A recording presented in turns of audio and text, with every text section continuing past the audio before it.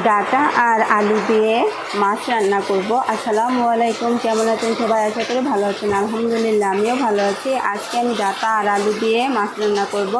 প্রথমে আমি এখানে ডাটা আর আলুগুলো ভালো করে কেটে ধুয়ে পরিষ্কার করে নিয়েছি, তার সাথে মাছটাও কেটে পরিষ্কার করে নিয়েছি। এখন আমি মাছগুলোকে হলুদ, মরিচ আর লবণ দিয়ে ভালো করে মাখিয়ে নিব।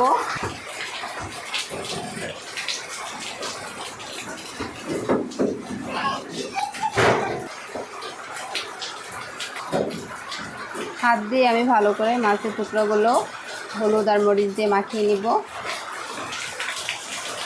ভালো করে মাখিয়ে নিয়েছি, এখন আমি এগুলো তেলে ভেজে নিব।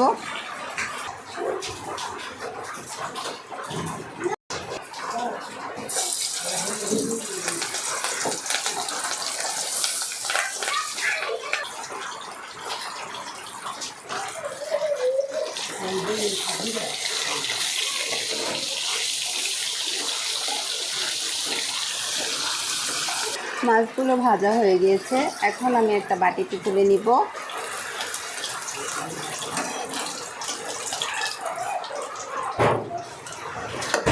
সে একই তেলে আমি ডাটা আর আলুগুলো ভেজে নিব।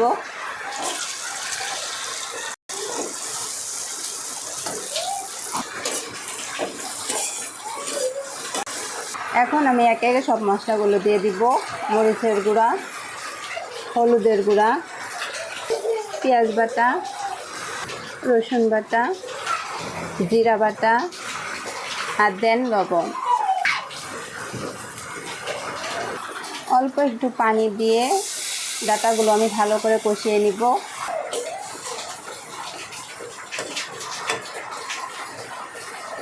ডাটাগুলো আমার ভালোভাবে কষানো হয়ে গিয়েছে, আমি আবারও ঝোলের জন্য পানি দিয়ে দিলাম।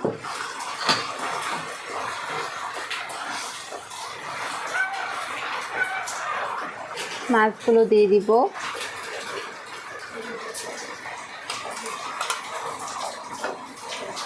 রান্নাটা শেষ হওয়া পর্যন্ত অপেক্ষা করব, যদিও রান্নাটা আমার এখনও শেষ হয়নি।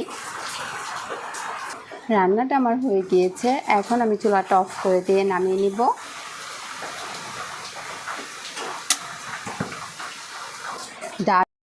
ডাটা, আলু আর মাছ দিয়ে এইভাবে রান্না করলে খেতে খুবই টেস্টি হয়। রান্নাটা আমার কমপ্লিট। আজকে আমার রান্না করাটা আপনাদের কেমন লাগলো অবশ্যই কমেন্টে জানাবেন, আর আমার চ্যানেলটি সাবস্ক্রাইব করে আমার পাশে থাকবেন। আল্লাহ হাফেজ।